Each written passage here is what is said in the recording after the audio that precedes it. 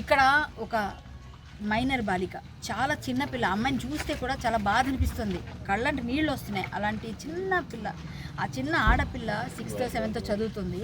ఆ పిల్లని బాసనలు దోవుతూ కూర్చుంటే ఒక వెధవ వాడు వచ్చి ఆమె లాక్కెళ్ళి ఎత్తుకెళ్ళి అఘాయిత్యం చేస్తే ఏం బెదిరించాడో కూడా తెలియదు.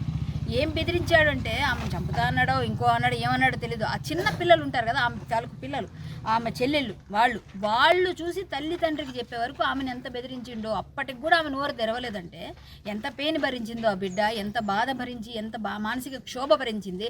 ఆడబిడ్డలకి ఎక్కడ అసలు ఎటువంటి రక్షణ లేకుండా అయిపోతుంది. ఈ తెలంగాణలో ప్రభుత్వం ఇంతవరకు ఎందుకు స్పందించలేదు? ఒక్కరైనా రాజకీయ నాయకులు, కాంగ్రెస్ ప్రభుత్వం ఉంది, వాళ్ళు వచ్చి ఒక్కసారైనా ఇంటిని పలకరించడం కానీ వాళ్ళతో మాట్లాడడం కానీ, తిరిగి ఎవరైతే ఈ ఆడవాళ్ళు మగవాళ్ళు ఈ రాజు వీళ్ళందరూ కలిసి మాట్లాడితే వాళ్ళ మీద కేసులు తిరిగి పెడుతున్నారు తప్ప కొట్లాట చూడండి. కొట్లాట ఎందుకు కొట్టరండి? కడుపులు మండదా అండి? కడుపులో దేవదా అండి? అలాంటి ఆడపిల్లని, చిన్న పిల్లని వాడు అత్యాచారం చేసినప్పుడు బాధపడకుండా అందరూ చప్పట్లు కొడతారా? ఏమన్నా ఎవరన్నా బాధపడరా? బాధపడుతుంటే ఈ కొట్లాటం పెడుతున్నారు తప్ప ఆ ఉన్న పెయిన్ ఎవరు భరించరా? అసలు ఈ ఊర్లో వాళ్ళు 5 కుటుంబాలు 3 కుటుంబాలు ఉంటే 300 కుటుంబాలు ఇంత బాధపడాలా? ఆ కుటుంబాలు ముందు వెలివేయాలి కదా, ఊర్లోంచి ముందు వేర్లోంచి పంపించాలి కదా. ఇలాంటి వాళ్ళ వల్ల మనకి ఇంత నష్టం జరుగుతుందని అసలు ఏం జరుగుతుంది ఇక్కడ? అసలు ఇక్కడ ఉన్న నాయకులు ఏం చేస్తున్నారు? పరామర్శిస్తే ఈరోజు వాళ్ళ పరామర్శిస్తే అయిపోద్దా బాధ?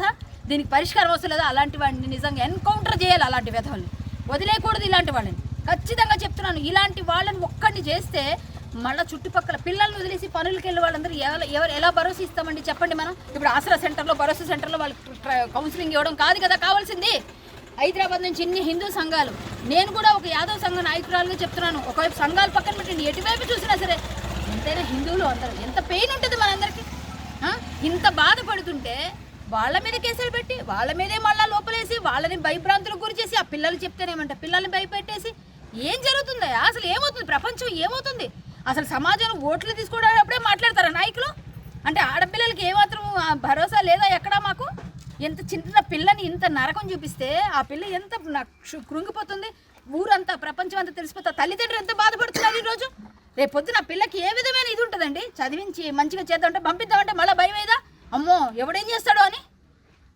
ఇలాంటి సమాజంలో మనం బ్రతుకుతో సిగ్గుతో తలదించుకోవాల్సిన పరిస్థితి ఈరోజు. ఎంత పెయిన్గా ఉందంటే, ఒక ఆడపిల్లగా పుట్టినందుకు బాధ కూడా పడుతూ ఏం చేయలేని పరిస్థితుల్లో, నిస్సహాయ పరిస్థితుల్లో వాళ్ళకి కనీసం మేము ఉన్నాం అనే భరోసా కోసం ఈరోజు వచ్చాం. వాళ్ళకు ఒక ధైర్యం ఇవ్వడం కోసం వచ్చాం. హైదరాబాద్ నుంచి రావడానికి మాకేంటండి? లేకపోతే ఒక ఆడపిల్లకి ఇట్లా జరిగింది, ఇంకొక ఆడపిల్లకైతే అరే ఇంతమంది వస్తారా, వీళ్ళు మనం జాగ్రత్తగా ఉండాలని. అయినా ఆ కుటుంబాన్ని ఫస్ట్ ఇక్కడ నుంచి పంపించాలండి. నా ఫస్ట్ డిమాండ్ అది. ఆ కుటుంబం ఇలాంటివన్నీ చేస్తే ఎంతమందిని భరిస్తారు? వాడిని అయితే మాత్రం నేను ఖచ్చితంగా డైరెక్ట్గా మేమైతే మా ప్రయత్నం మేము చేస్తామండి హిందూ సంఘాల తరఫున. వాడిని అయితే ఎన్కౌంటర్ చేయాలంట. నేను వాడికి శిక్షలు కాదు, వాడిని రిమైండ్ చేయడం కాదు, జరగాల్సింది మేము సిపి గారి దగ్గర తీసుకెళ్తాం, గట్టిగా మాట్లాడతాం.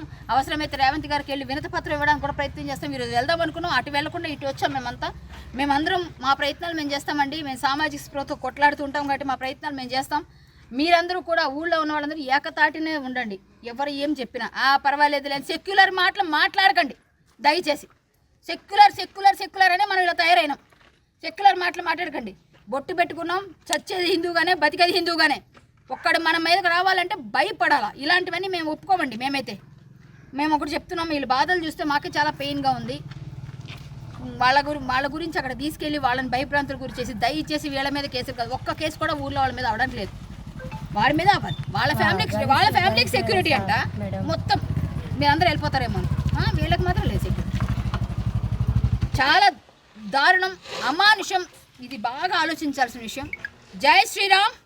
ఖచ్చితంగా మేమంతా ఫైట్ చేస్తామండి. మీరందరూ కూడా ధైర్యాన్ని ఇవ్వండి, వాళ్ళతో కలిసి ఉండండి. అందరం కలిసి ఒక తాటి మీద పనిచేయాల్సిన అవసరం.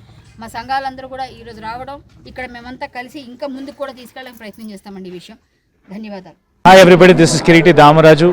Like, share and subscribe to Saira TV. Oh, Saira!